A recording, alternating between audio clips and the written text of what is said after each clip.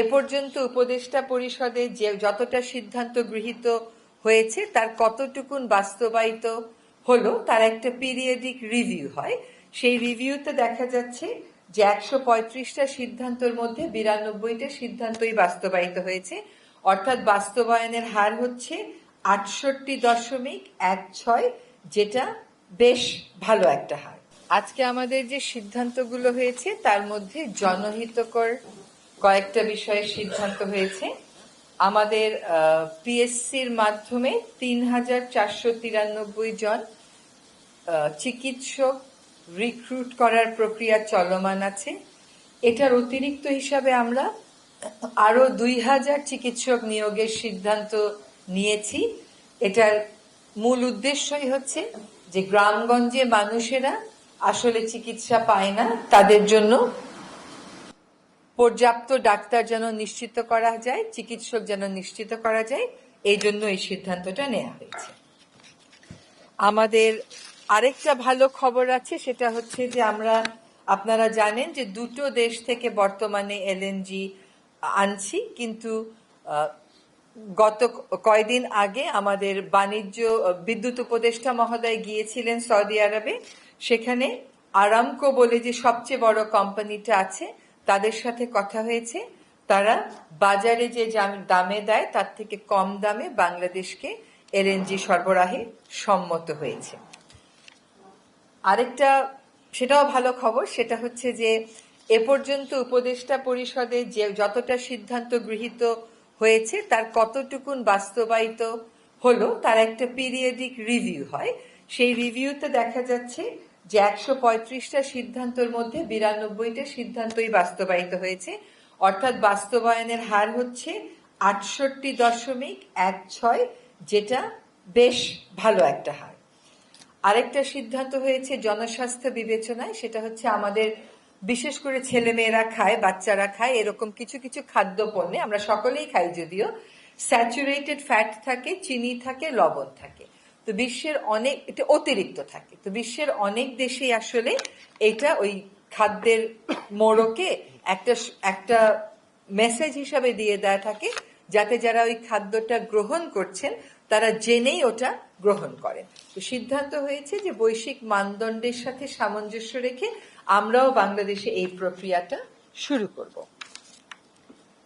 আমাদের আজকে সভায় আপনারা জানেন যে বিপুল সংখ্যক প্রতিষ্ঠানের নাম বিশেষ পরিবারের সদস্যদের নামে নামকরণ করা হয়েছিল। তো আমরা আজকেও ওই ধারাবাহিকতায় এরকম দুটো প্রতিষ্ঠানের নাম পরিবর্তনের সিদ্ধান্ত গ্রহণ করেছি। আর এছাড়া দুটো বিষয়ে আমরা মনে করছি যে আপনাদের কাছে আমাদের বক্তব্যটা একটু তুলে ধরা দরকার। একটি হচ্ছে সাম্প্রতিক সময়ে একটি এককালীন সুবিধা দেওয়ার কথা বলা হয়েছে যারা জুলাই আগস্ট গণ অভ্যুত্থানে আহত হয়েছেন, নিহত হয়েছেন, তাদের পরিবারের সদস্যদেরকে স্কুলে ভর্তির ক্ষেত্রে।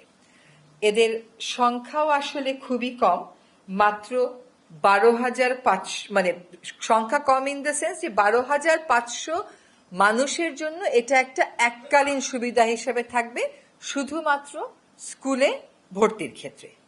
এবং এইটা ক্ষতিগ্রস্ত পরিবারকে যে এককালীন সহায়তা দেয়া হচ্ছে তারই একটা অংশ হিসেবে বিবেচনা করা হচ্ছে। এইটা কোনোভাবেই কোটার সাথে তুলনীয় নয়। আরেকটা বিষয়ে আপনাদেরকে একটু ব্যাখ্যা দেওয়ার প্রয়োজন, সেটা হচ্ছে মব জাস্টিস বা মোরাল পুলিশিং। সরকার বারবার তার অবস্থান স্পষ্ট করেছে এটা বলে যে মব জাস্টিস বা মোরাল পুলিশিং এর কোনো সুযোগ এখানে নেই, এদেশে নেই। সরকার এটার বিরুদ্ধে সবসময়ই একটা শক্ত অবস্থানে আছে। যেহেতু এখনো আইন শৃঙ্খলা পরিস্থিতিটা সম্পূর্ণভাবে যেভাবে আগে ছিল ওভাবে করে আমরা ফেরত আনতে পারিনি, এখনো ফেরত আসেনি, সেক্ষেত্রে আমরা দেখতে পাচ্ছি যে কোনো কোনো জায়গায় এরকম মব জাস্টিস এবং মোরাল পুলিশিং এর ঘটনা ঘটছে। সরকারের অবস্থান একেবারে স্পষ্ট, এরকম মব জাস্টিস কিংবা মোরাল পুলিশিং এর কোনো সুযোগ নেই। মোহাম্মদপুরের একটি ঘটনা নিয়ে অনেক কথাবার্তা হয়েছে। এটার ব্যাপারে আজকে আমরা জেনেছি যে আসলে উভয় পক্ষই পুলিশের সামনে একটি আপোষনামা স্বাক্ষর করেছে, এবং যেহেতু দুই পক্ষই আপোষনামায় স্বাক্ষর করেছে, কাজী সেক্ষেত্রে ওইটাকেই আমাদের চূড়ান্ত বলে বিবেচনা করতে হচ্ছে।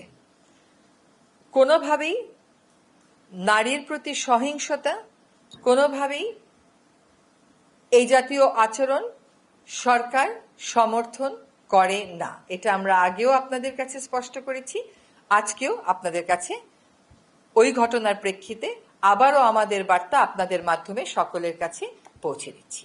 আপনাদের কোনো প্রশ্ন থাকলে আমরা উত্তর দেব। একটা বিষয় বলতে বলছিল স্যার